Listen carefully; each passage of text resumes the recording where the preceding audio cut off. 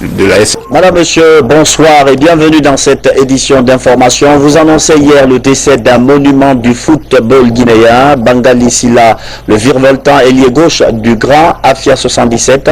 Il s'est éteint des suites de maladie à Conakry. Il a même rejoint sa dernière demeure aujourd'hui au cimetière de Cameroun. C'est le Tata Diallo. Cérémonie pathétique de recueillement ce matin au Palais des Sports à la mémoire de Bangali Silla, Petit Bangali. Famille, amis, anciens coéquipiers du légendaire Afia et simples admirateurs se sont donné rendez-vous pour un ultime hommage aux virtuoses des années 70. Petit Bangali au moment où la Guinée attendait de recevoir son expérience riche de progrès et de valeur sublime. Je voudrais en ce moment d'intense et d'émotion présenter à la famille décorée les sincères condoléances sur son excellence, monsieur le ministre de la Jeunesse et de l'Emploi, des Jeux et des Sports, de l'Ouest de ma vie, car formateur par essence et par excellence des pouvoirs primaires, Libération et vice-président honorable de l'association après 2017, des présidents des fédérations guinéennes de football, de sincères condoléances. Louange à Dieu, gloire à celui qui nous a soumis à tout ceci. Celui que nous pouvons aujourd'hui, pour tous les Guinéens, sur le plan sportif, sur le plan humanitaire, était l'exemple. Après donc la cérémonie de recueillement et un dernier tour d'honneur de la mythique pelouse du stade du 28 septembre, témoin des arabesques et des débordements endiablés de celui qu'on appelait affectueusement Obeka, le cortège funèbre s'ébranle vers la mosquée Faisal pour la prière collective et le cimetière du Cameroun pour la dernière demeure. Bangali Silla repose désormais aux côtés des Amara Touré et Dante et autres Anski. Petit Bangali a rejoint sa dernière demeure. La Guinée se souviendra toujours de lui comme d'un héros national et surtout de ce second but inscrit contre les Black Stars du Ghana, la belle époque pour quelqu'un qui devrait inspirer la nouvelle génération, Omar Dieng.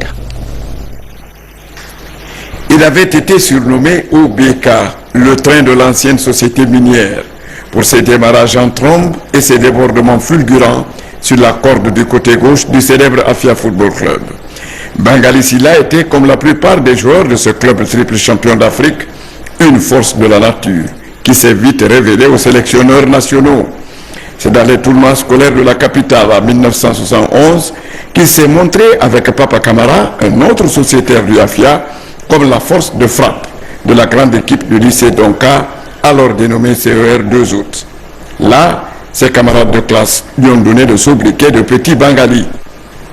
Des tournois scolaires à la sélection des espoirs de Guinée, Bangali Silla n'aura qu'un pas à franchir et se retrouvera aux côtés de Papa Camara, Youssouf Camara Janski, Ousmane Bangoura et autres camarades de génération au sein d'une sélection promise à un grand avenir. Elle constitua la deuxième vague des sociétaires du Afia qui allait rejoindre la génération de Chérif Suleiman, Maxime Camara, Petit Souri, Souriba et Dante, Ali Badra Kolev, bref, la génération des héros de Kampala 72. Et voilà que se profile tout au long des ans une équipe qui fait un amalgame de deux générations. Une génération d'anciens pétris d'expérience, à l'image du Ballon d'Or 72, Chérif Suleiman, et une génération de jeunes palpitants et vigoureux appelés à remplacer progressivement les anciens. Bangali Silla fut l'une des figures de cette ascension et celui-là qui, dans la nouvelle vague, a été le premier à devoir assurer la relève de son aîné. Le célébrissime Maxime Camara souffrait dès 1975 d'un mal de genou, mais n'était pas facile à remplacer. Petit Bangali a réussi ce pari et s'est illustré dès lors comme celui dont la sélection n'a jamais été mise en doute pour sa forme affichée en permanence, sa vitesse de croisière et sa force de frappe.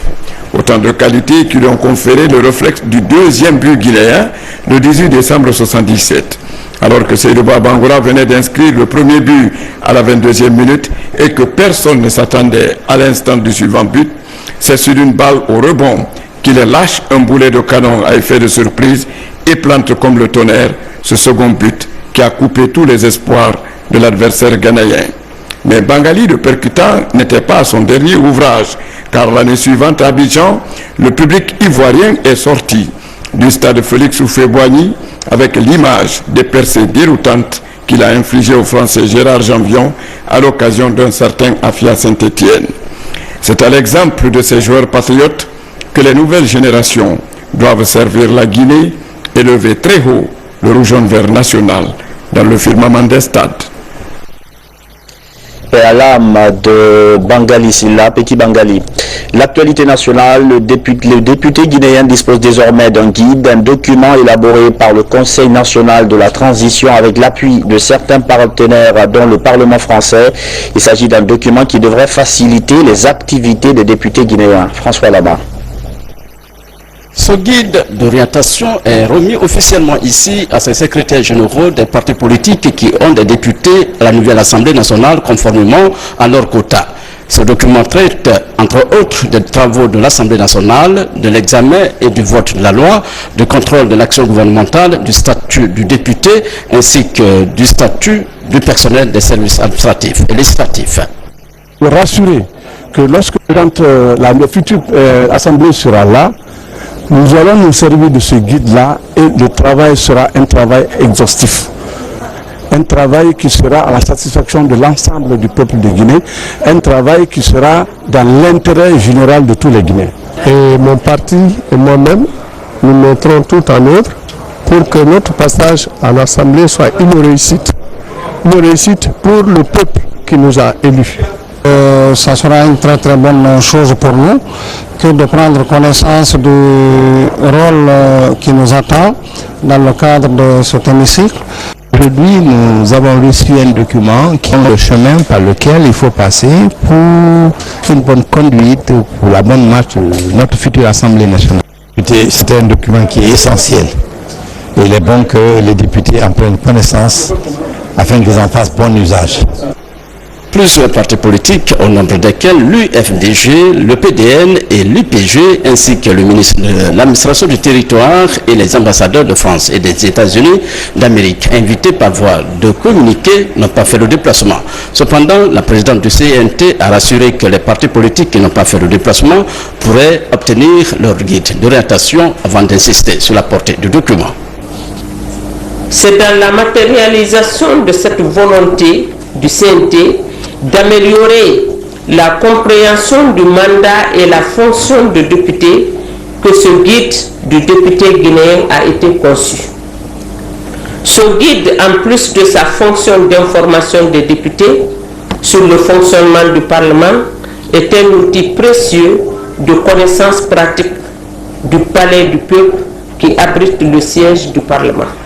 L'élaboration de ce guide d'orientation du député guinéen par le CNT a bénéficié de l'appui de France Expertise Internationale du Parlement français, mais aussi de l'appui financier de l'Union européenne. La direction de la communication institutionnelle de la présidence de la République a offert un dîner gala à la presse nationale. Objectif, conférer avec les hommes des médias autour des idéaux de paix, d'unité nationale, mais aussi du respect de la profession. Yaya Silla. C'est une rencontre conviviale et détendue entre les journalistes des médias publics et privés. Elle est initiée par la direction de la communication institutionnelle et présidentielle. Il n'y a pas de thème particulier à part le fait de se rencontrer aujourd'hui pour un tour amical, en souhaitant à chacun d'entre nous par anticipation donc le meilleur vœu de paix, de santé, de prospérité pour tous les Guinéens. Et je me réjouis ici que les Guinéens se retrouvent dans la diversité qui est l'illustration de notre société. Et ça, c'est une richesse aujourd'hui. Enfin, je crois que c'est le moment aujourd'hui pour que nous souhaitons tous pour que la gouvernance prochaine de 2014, ce soit une gouvernance bénéfique pour tout le monde.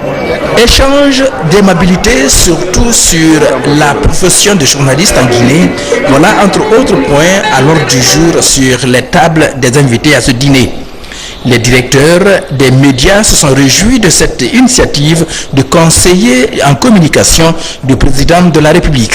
C'est une bonne initiative prise par la direction de la communication et de l'information de la présidence.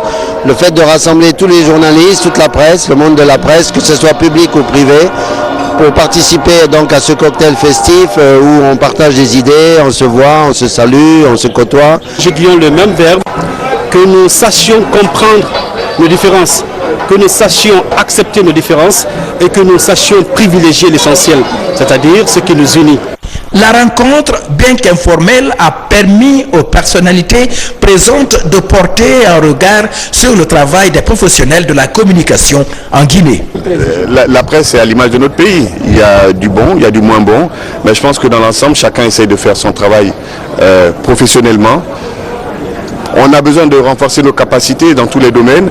L'essentiel, c'est d'avancer ensemble, de ne pas accepter de revenir en arrière, de préserver cette liberté de presse qui, quoi que l'on dise, est aujourd'hui un acquis pour la Guinée, et de faire de telle sorte qu'on avance en qualité, en éthique et en déontologie. À mon avis, il y a des améliorations. Vous savez, nous sommes dans une phase d'apprentissage. Et dans l'apprentissage, il y a de bonnes choses. Il y a des choses qui ne sont pas très bonnes. On espère que la presse à fin 2013, on pense qu'elle est meilleure à celle de l'année précédente. Je pense que les journalistes que vous êtes très heureux. Nous qui vous accompagnons, nous sommes aussi très heureux. Et je profite justement de cette occasion pour souhaiter bonne année à tout le monde. Et surtout merci à l'initiative M. Ndiaye.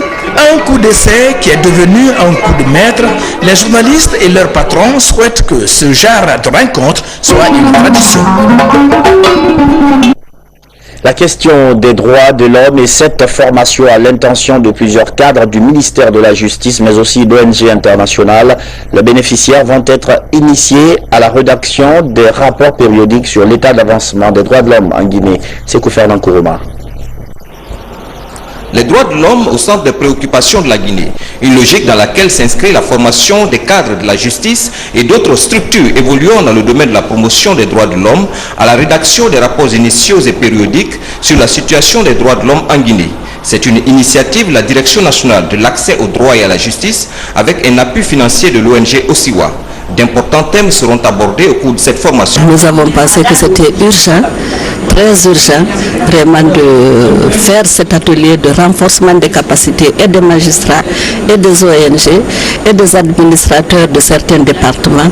Toutes les 4 années, les pays ayant ratifié les conventions internationales relatives aux droits de l'homme mesurent à travers un rapport le système de protection des droits de l'homme au plan national. Pour dire que les droits de l'homme évoluent en Guinée, il faut avoir à travers nos rapports ce qui se passe. Qu'est-ce qui est dit dans les rapports? Qu'est-ce que ces rapports donnent comme avancée de l'État guinéen dans la promotion et la protection des droits de l'homme? La Guinée est passée à l'examen périodique universel en mai 2010, avec comme résultat le renforcement de la coopération avec la communauté internationale. Conakry-Ville-Sûre, c'est l'objectif du gouverneur de la ville, mais aussi des forces de sécurité. La police vient de mettre le grappin sur 4 présumés bandits. Ce qui est sûr et qui est établi, c'est que ce sont des repris de justice. Ils ont été appréhendés avec des armes de guerre et parmi eux, il y avait un lieutenant de l'armée de terre. Reportage Karim Kamara. Loin d'être en panne, cette voiture Renault appartenant à cet homme servait de dépôt d'armes. Des armes, munitions et gris-gris saisis sur ces hommes, tous des repris de justice par la compagnie spéciale d'intervention de police. Kerfala Silla alias KPC, Mohamed Tal, Mohamed Lamine Yansane dit Claver et ce lieutenant de l'armée de terre, Christophe O'Connor. Ils sont arrêtés pour attaque à main armée, vol et complicité de vol de motos et de véhicules. Ces bandits, cette fois-ci, n'ont pas eu la chance de faire leur opération parce que nous les avons pris la main à la pâte. Ce véhicule après chaque opération, est garé dans un garage.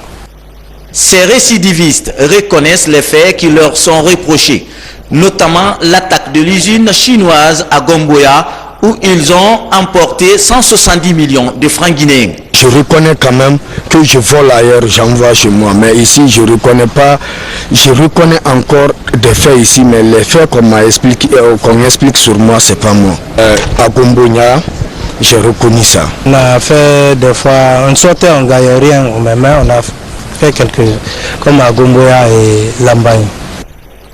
En dehors de la Guinée, Kerfala Sila alias KPC, le plus célèbre du groupe, aurait aussi à son actif des actes de vol commis dans d'autres pays africains. Conakry va devenir plus sûr avec des coups de filet comme ça. Le forum des jeunes de l'UNESCO tenu à Paris octobre dernier, c'est maintenant qu'on a fait la restitution. Le coordinateur d'une structure de jeunesse était devant la presse ce vendredi. Il soutient que la Guinée a tiré quelques avantages de cette rencontre de 3 jours. Explication, Moussa Komara. Il est question ici de restituer les conclusions de la 8e édition du forum des jeunes de l'UNESCO, tenu à Paris en octobre dernier. Cette rencontre a mobilisé plus de 400 jeunes venus de 150 pays. Les thèmes débattus, jeunesse et inclusion sociale, engagement civique, dialogue et compétences. La Guinée a été représentée à ce forum par l'Association des jeunes pour l'éducation et la culture, AGEC. Je vous avoue, ça a été une rencontre d'échange, de contacts, de renforcement des capacités, mais aussi ça nous a permis d'avoir beaucoup plus d'énergie et de dire qu'au-delà de tout ce qu'on pense de la Guinée, les jeunes Guinéens sont aussi en train de réaliser des choses formidables dans le cadre de processus de développement de leur pays. Ce forum de 3 jours a permis aux jeunes participants d'aborder toutes les questions liées à leur épanouissement, notamment l'absence des jeunes dans les instances de prise de décision. Pour sa première participation, la Guinée a bénéficié à travers son représentant des retombées qui pourraient accroître son système éducatif et son patrimoine culturel. Ce qui nous a aussi beaucoup intéressé, c'est le fait que les propositions élaborées par la Guinée ont été vraiment retenues dans les recommandations du forum. Notamment, c'est l'implication des jeunes au niveau des commissions nationales UNESCO, des différents pays membres de l'UNESCO. C'est aussi la mise en place d'un fonds d'emploi et d'insertion professionnelle des jeunes, également et surtout la mise en place d'un mécanisme de suivi des recommandations du forum. Ce forum interjeune de l'UNESCO se tient à chaque 2 ans. La première édition remonte en 1999 et en 2015, la 9e édition se tiendra à Paris. L'Agence pour les musulmans d'Afrique, AMA, a offert des lots d'équipements aux enfants orphelins de Kankan, un ouf de soulagement pour les parents et les autorités locales. Dans ce reportage de Fodé Bandali Fofana. Ibn Rabat de Kankan avait de nouveau ouvert ses portes aux parents des orphelins, leurs mamans, aux chefs des quartiers voisins, aux autorités régionales et préfectorales des affaires sociales, ainsi qu'aux élèves en grand nombre. Il s'agissait au cours de la rencontre de distribuer des vêtements et accessoires aux orphelins dont AMA a charge ici de donner l'éducation. 146 orphelins sont les heureux bénéficiaires de ce don. 52 millions de nos francs, c'est le coût total de ce don.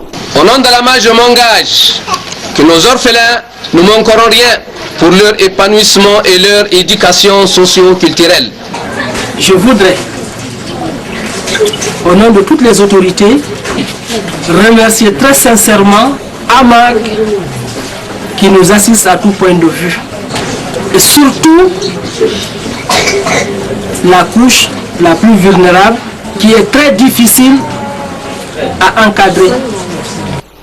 Face aux nombreuses situations difficiles enregistrées cette année de la part de ces enfants dans leur encadrement, la direction de AMA s'est vue dans l'obligation d'interpeller les parents et autorités pour amener ces enfants à adopter un comportement responsable et respectueux. Les enfants ont chanté le refrain Petit Papa Noël. Ils étaient tout beaux, tout mignons, avec une belle lueur de joie et d'espoir dans leurs yeux. Et le Père Noël est descendu leur offrir des cadeaux, des moments de partage grâce à la structure Guinée Prestige. Habib Cham, Ousmane Kamara.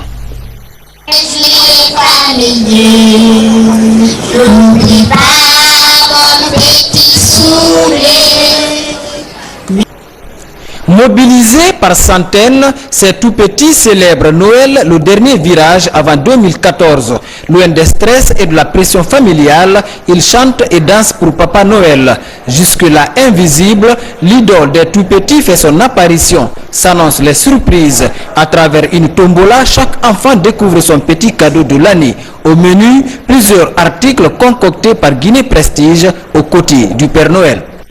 Guinée Prestige, je suis très contente et je vais faire tous les tours de Guinée avec mon vélo. Bon, je suis très contente pour ma soeur. Quand elle a été la plus chanceuse d'avoir ce cadeau, vraiment je suis fière pour elle et je remercie beaucoup Guinée Prestige. Créée en 2011, Guinée Prestige est spécialisée dans l'événementiel, la décoration et la fourniture d'hôtesses. La structure dit œuvrer également pour l'épanouissement des tout-petits. Aujourd'hui, on est là pour les enfants, que pour les enfants. On est dans le Noël aujourd'hui. Guinée Prestige a décidé de fêter et d'offrir des cadeaux aux enfants. C'est sûr que ça manque.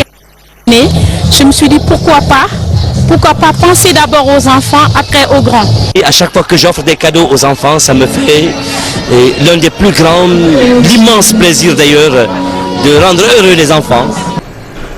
Au bout d'une journée rythmée par la générosité du Père Noël, les enfants repartent avec plein de vivacité, une étape indispensable dans leur croissance et la consolidation de leur mémoire si fragile. Sport, l'AS Kaloum joue en championnat demain, mais avant ce rendez-vous, elle a affronté ce soir au stade du 28 septembre une équipe autour de l'international camerounais Alexandre Song. Le joueur du FC Barcelone était ce matin à la base vie de l'ASK pour visiter le local et échanger avec ses adversaires. Karim Kabara. Une visite surprise aux adversaires vendredi avant le match de gala du stade du 28 septembre. Le joueur du FC Barcelone est venu échanger avec ceux de l'AS Kaloum sur les difficultés qui jalonnent la carrière d'un joueur de football avant d'atteindre le haut niveau. Aujourd'hui, s'il joue aux côtés de Lionel Messi ou encore du Brésilien Neymar, c'est surtout grâce à tous les sacrifices qu'il a consentis. Seul le travail va vous amener à la réussite. Travailler veut dire quoi? Faire des sacrifices. Quand on a commencé à avoir 16 ans, les gars me disaient ok, on sort, on va en boîte de nuit. Non, moi je ne pouvais pas me permettre. Je dormais. Aujourd'hui, je dis Dieu merci. Parce que ce sommeil m'a donné la force de me concentrer et de pouvoir atteindre ce que je suis aujourd'hui. Si Alexandre Song est en Guinée, c'est grâce à un ex-international guinéen, Edouard Chaya, avec lequel il a passé de très bons moments à Bastia. C'est ce dernier qui l'a convaincu à venir passer les fêtes de fin d'année à Conakry et à jouer des matchs de gala dont les bénéfices seront reversés aux associations caritatives. Mais tous sont émerveillés par le confort dans lequel sont mis les joueurs de l'AS Kaloum. Ils ont la chance d'avoir des structures assez correctes. Je pense que ce n'est pas donné à tous les clubs en Guinée, qu'ils en profitent et qu'ils puissent, par rapport à tout ce que le président Sampi les a donné, de pouvoir en profiter pour pouvoir réussir. L'international camerounais devra prendre part ensuite à une opération de vente aux enchères de maillots de joueurs du FC Barcelone. L'an 53 de la souveraineté du Burkina Faso a été célébré en Guinée aussi. Les ressortissants de ce pays amis ont mis l'occasion à profit pour adresser un message à leurs autorités, renforcer l'axe Conakry-Ouaga. Les échos de cette célébration avec Miki Moussa Kamara et Ousmane Bangora.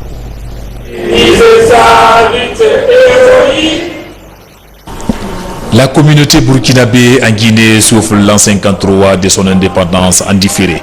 Le Burkina Faso a accédé à sa souveraineté nationale le 11 décembre 1960 sous la direction de Maurice Yabeogo, son tout premier président. Bon, nous célébrons cet anniversaire afin de nous remémorer la lutte que les premiers leaders ont eu à mener afin de nous accorder la liberté d'action, la liberté de progrès en Afrique. Actuellement, la communauté burkinabé résidant en Guinée se porte à merveille. Plus de 3000 Burkinabés résident en Guinée. Les principales ethnies sont les Mossi, les Bobo, les Sénoufou, les Gourmates Chéma. Les principales activités sont l'agriculture, l'élevage, l'artisanat. L'or est la principale richesse minière. C'est un pays enclavé qui n'a pas de truc sur la mer, qui essaye de mettre ses atouts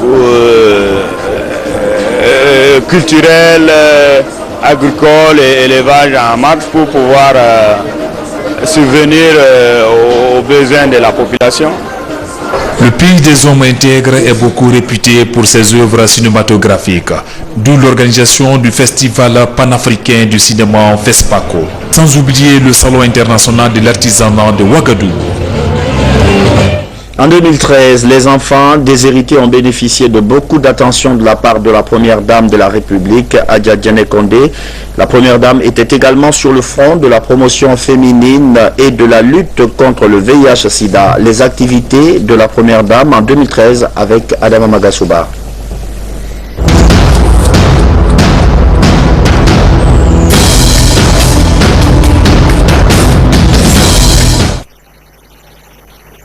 En 2013, la première dame de la République, à la tête de sa fondation, a volé au secours des femmes et des enfants déshérités du pays sur plusieurs fronts.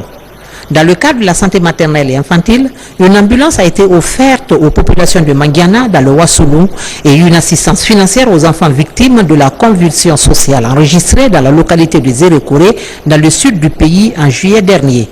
Dans la savane guinéenne, les femmes ont bénéficié du matériel d'assainissement dans le cadre de la protection de l'environnement, suivi d'un octroi d'une aide financière aux orphelinats de Kissidougou, Farana et Kankan. Pour accompagner la rentrée des classes 2013-2014, un vaste programme d'assainissement des établissements à gros effectifs de la capitale a été initié. En plus, un plaidoyer de mobilisation de fonds en faveur de l'assainissement de la ville de Conakry a été organisé par la Fondation pour la promotion de la santé maternelle et infantile en septembre 2013. Le public cible de cette rencontre était les partenaires techniques et financiers, y compris le gouvernement guinéen. Le but visé par cet atelier est de diffuser le projet auprès de tous les partenaires afin qu'ils contribuent à la mise en œuvre du dit projet. La Fondation Prosmi a également organisé un atelier sur hommes comme partenaires pour le suivi de la grossesse. Objectif, impliquer les hommes dans la prévention du VIH-Sida et le suivi de la grossesse et de la planification familiale. La journée de solidarité en faveur des enfants déshérités de Conakry, organisée au Jardin des Octobre, a été le clou final de cette année. La cérémonie qui a bouclé les activités de la première dame, a rassemblé 26 structures d'accueil d'enfants et orphelinats, soit 1500 enfants invités par la première dame de la République à partager un repas en sa compagnie. Des vivres, des cadeaux et des prestations artistiques sont offertes aux tout-petits. Dans les perspectives futures, la présidente de la Fondation Prosmi tient à la réalisation des centres d'orphelinat à Conakry, d'une école de sages-femmes et d'un centre d'apprentissage pour une vie meilleure à la femme et à la petite enfance.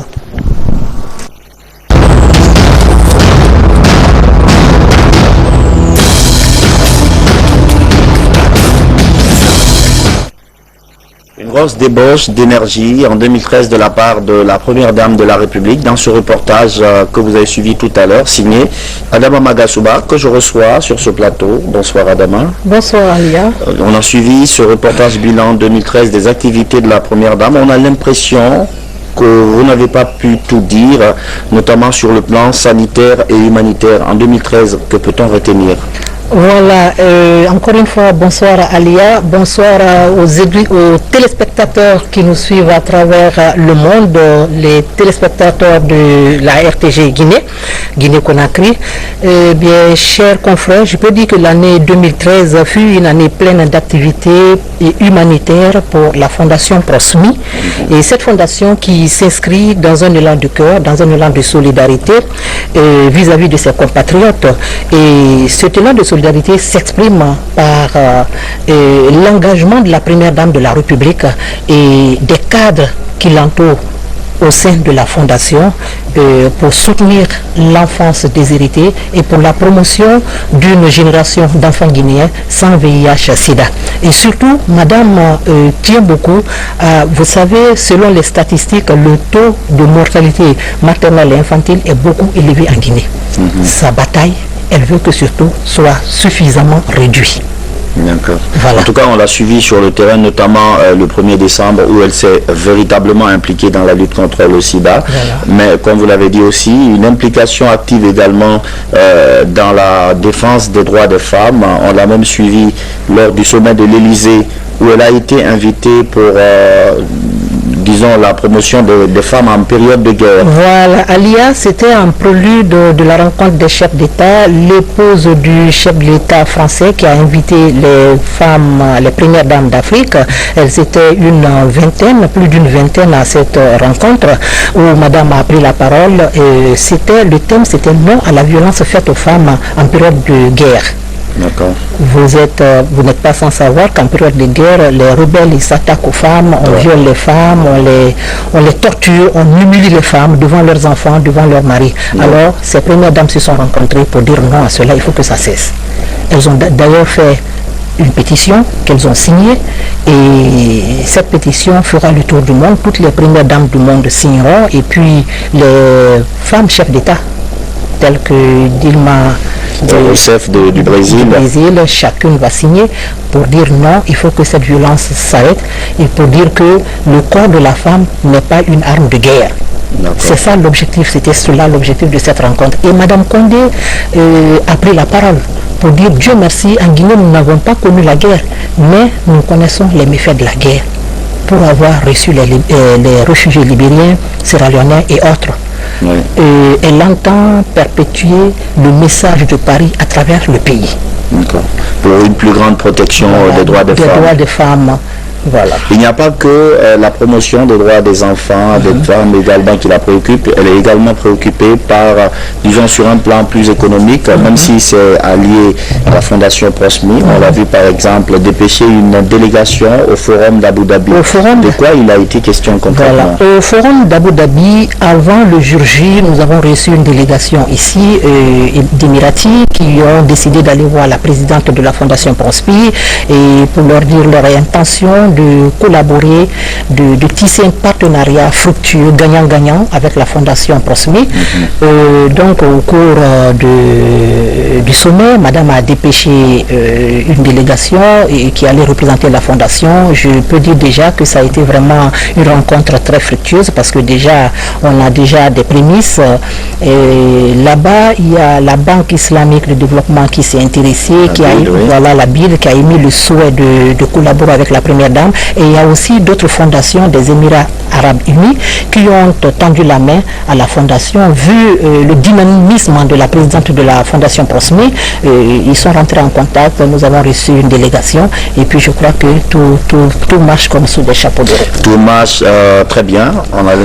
On prie que 2014 s'annonce également sur les mêmes perspectives, des perspectives dont on a entendu écho dans votre reportage bilan. Merci beaucoup Adam Amadasouba. Merci d'être passé dans cette édition. Merci, c'est moi qui vous remercie. Merci pour toutes ces précisions. Voilà, mesdames, messieurs, c'est la fin de cette édition d'information. Je vous retrouve demain pour un autre journal. Bonsoir.